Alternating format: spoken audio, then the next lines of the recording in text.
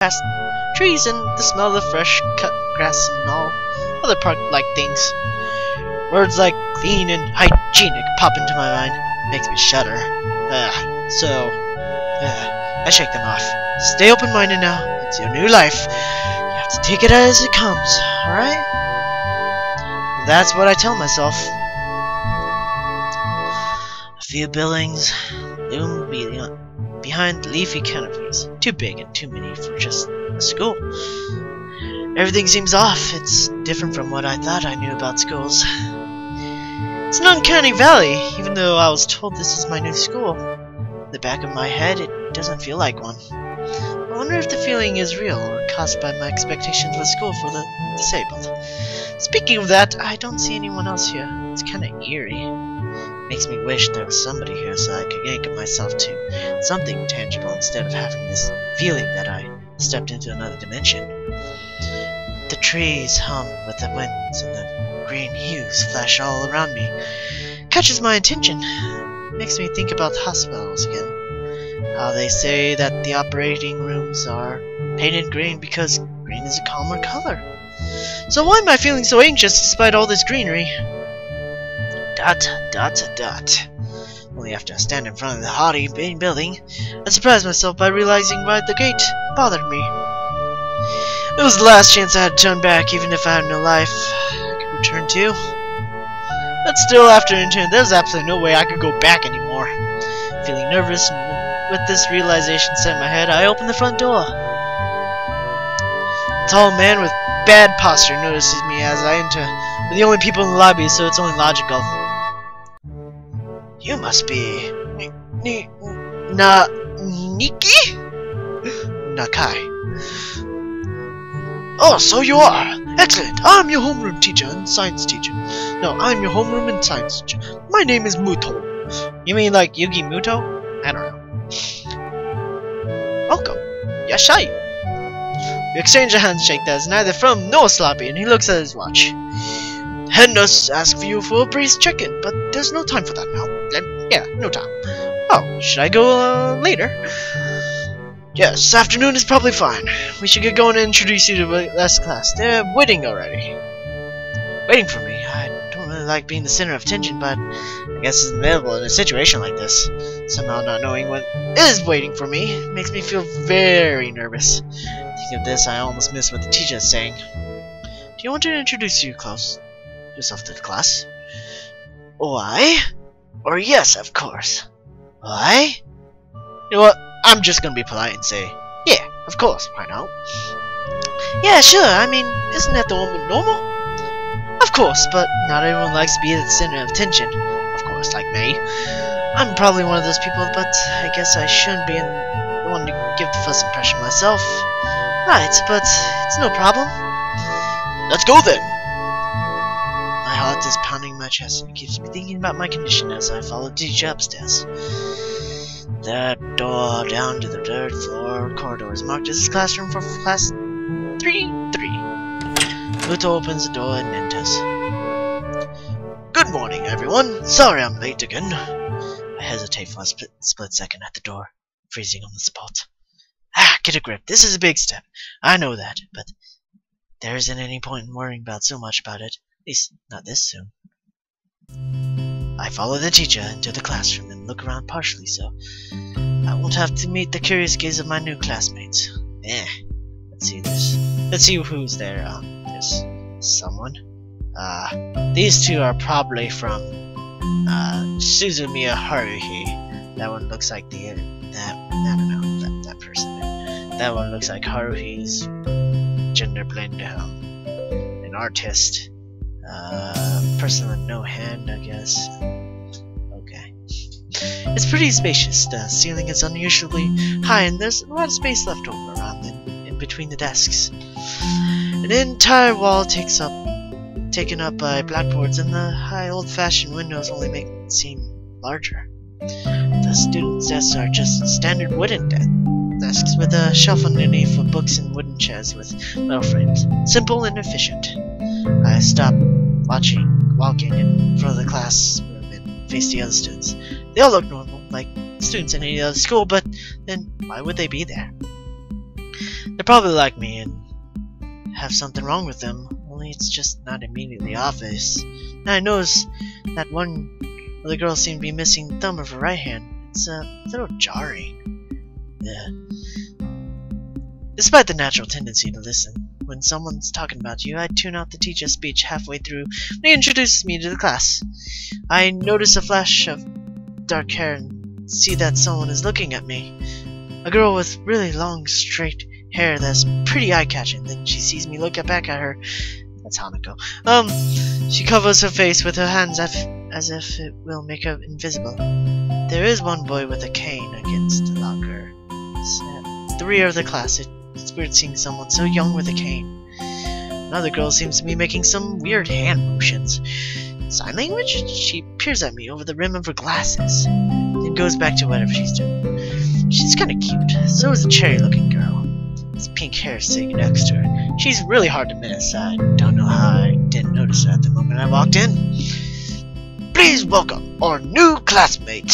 He claps his hands, and so everybody else, except one girl in the front row, who has only one hand. I cringe a little, but hide it by bowing in thanks for the applause I did not deserve.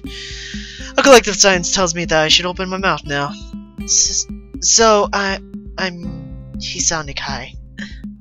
And after that, my hobbies are reading and soccer. I hope to get along with everyone, even though I'm a new student. And after that, I'm being so boring. This is exactly like every self-introduction ever. I should be saying something more exciting. I ended up saying nothing. The teacher picks up from there. Everyone seems to be satisfied, even with what Lil said. Though a few girls are whispering to each other, throwing glances at me. It could have gone worse.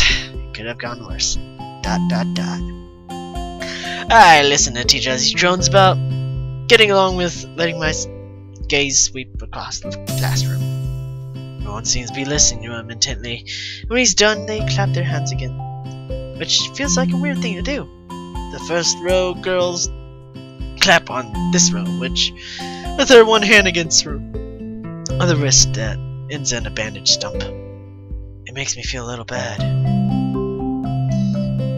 We're going to be doing some group work today, so that will give you a chance to talk with everyone. Is that okay with you? Yeah, it's fine with me. Why not? That's good. You can work with Hakamichi. She is the class representative. She didn't explain anything you might want to know. And who else would be able to do that better, right? How could I know? Teacher passed out the day's assignments and announced that we'll be working in groups of 3. It hits me that I don't know who Hakamichi is. Slow. Teacher, she seems to catch my helpless expression. Oh, right. Hakamichi is right there. Shizune Hakamichi! As he calls out her name, the cute, bubbly-looking girl with bright pink hair and golden eyes wave her hands at me. I take a seat next to her by the window. Hey, I guess you're Hakamichi, right? It's nice to meet you. Oh boy. What? I'm caught off guard by her laughter. It's nice to meet you too, but I'm not Hakamichi. I'm Misha. This is Hakamichi. Shi-chan. Oh boy. Giggling, Misha points to the girl next to her, the one I saw using sign language before. It looks like she has been staring at me the whole time. She nods once, nonchalantly, to show that she acknowledges my presence, only barely. She has short, yet carefully, neatly brushed hair, a pair of oval-shaped glasses, balanced out on the tip of a dainty nose and dark blue eyes that seem to alternate every few seconds between analytical and slightly bored. Hang on. 34, 35. Okay, maybe I should record like around 40 FPS or something. It's nice to meet you. ...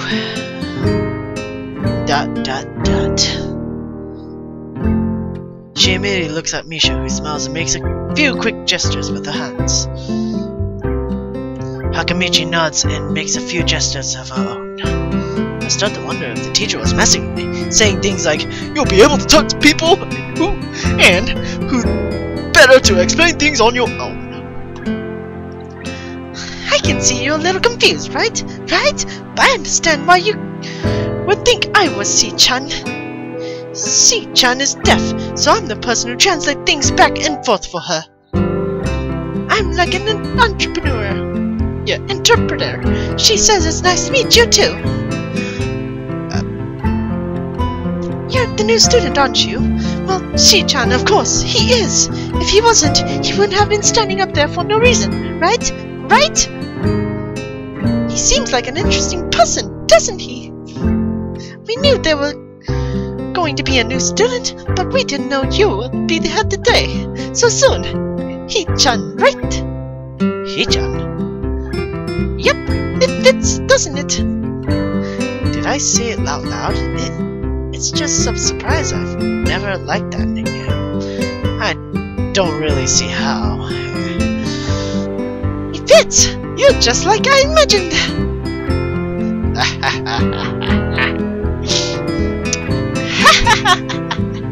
Yeah, you're just like... You look just like a He-chan. I wonder why everyone seems to think so. Don't they? Hakamichi taps a finger on the desk to get Misha's attention. They just step back and forth to each other excitedly, their hands a blur. Oh boy, Misha seems a little overwhelmed. Sorry about that. Shi-chan wants to know that she's the class rep, so if there's anything you need to know, you can feel free to ask her. Oh, ... Do you like the school so far? We can show you around. Little if you haven't had the time to walk around and familiarize yourself with it. Misha stumbles with the hard word a bit, making it stick on an otherwise fluid translation. Thanks, that would be pretty helpful. Yes, I just kinda came straight to class today. Oh, ... That's not good. You should always try to learn as much as you can about where you're going before you go there. Not just with school, either. Always, even if a trip to the convenience store. Right, Shi-chan? Learn about where you're going. I guess I didn't bother to do that, or just didn't care enough to do so. I didn't look forward to this, even if I commit myself to go along half-assedly. But anyways, I don't say anything, and Misha signs something that ends in a shrug. What was that? It seems like it was about May. I feel like stumbling over my seat, both of them smiling, but that shrug hit me unexpectedly deeply. Look down. Are you okay? Oh. ... Don't take it the wrong way, please. I hate it when people are afraid to ask questions. That's how people learn things, by asking. Asking for help is perfectly normal as much as needing help. Stop looking like you just failed a test. Alright.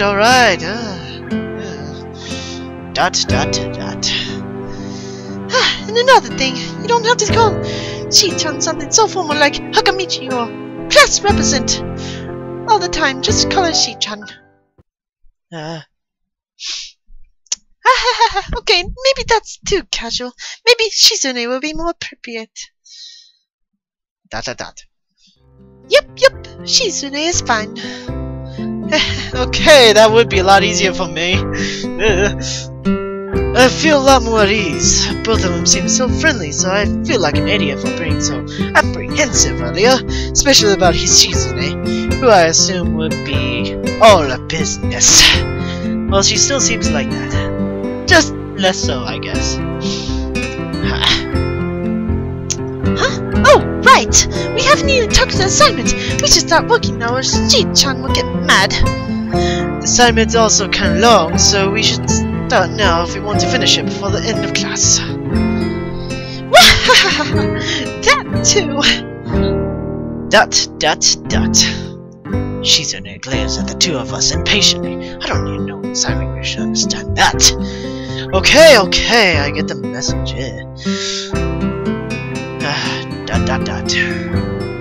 After class, we can take a walk around the grounds together. It's a nice day today, okay?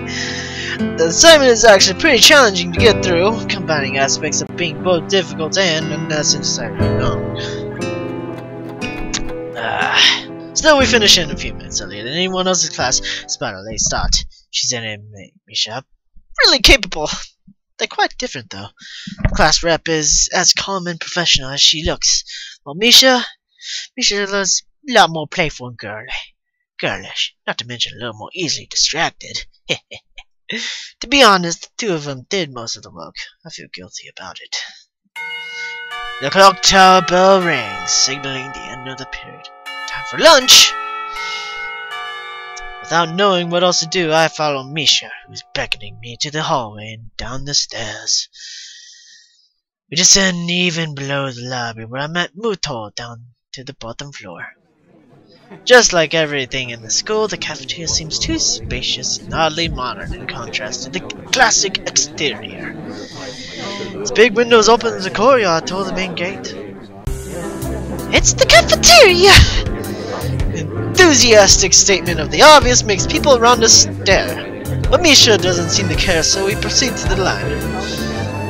There is a rather long list of menu options, which seem great until I realize that many of them are just to accommodate students who need special diets. Oh, nice!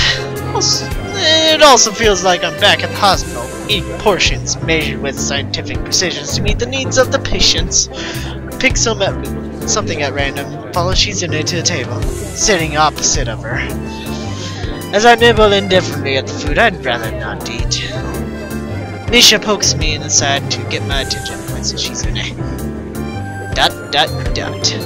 I don't understand sign language, so the point escapes me. Maybe looking at a person who talks to you is more proper and polite. Do you want to know something? What? What? About anything. You're a guide, so you should ask if there's something. Huh, I wonder. How about the library? Oh yeah, is there a library in the school? Lately I've gotten to the reading a lot, so I'd like to check it out.